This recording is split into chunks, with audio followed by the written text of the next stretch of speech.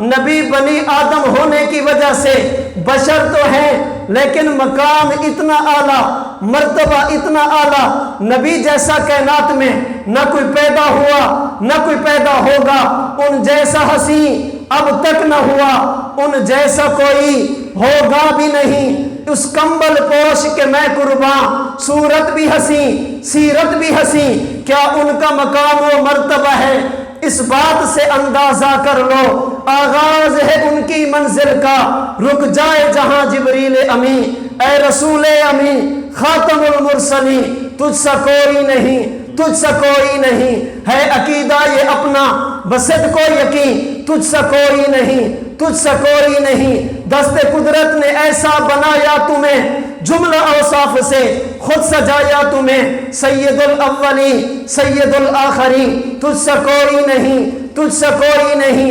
نبوت کے بارے میں ہمارا عقیدہ ہی یہ ہے، آج تک اسی چشم فلک نے نبی جیسا کوئی نہیں دیکھا، آقا تجھ سا نہ پایا کوئی چشم فلک نے، ناز کیا تیری آمد پہ مالک نے ملک نے، حصول وحی میں موسیٰ طور پر پہنچے، پر کیا عجب جو وحی تیرے حضور پر پہنچے۔ اور نبوت کے بارے میں ہمارا عقیدہ یہ ہے، اللہ کے رسول جیسا نہ دنیا میں تھا نہ دنیا میں ہے نہ دنیا میں ہوگا۔ اللہ نے اپنے پیغمبر کو وہ مقام، وہ مرتبہ، وہ شان عطا فرمائی ہے۔ ہم حضور کو امام الانبیاء سمجھتے ہیں، امتیوں کو چھوڑو، ہم حضور کے برابر کسی نبی کو بھی نہیں سمجھتے۔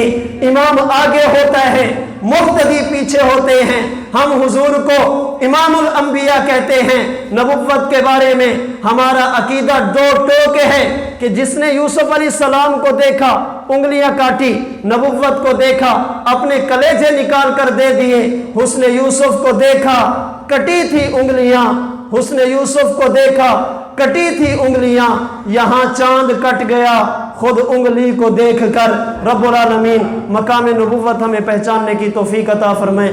وآخر دعوانا ان الحمدللہ رب العالمین۔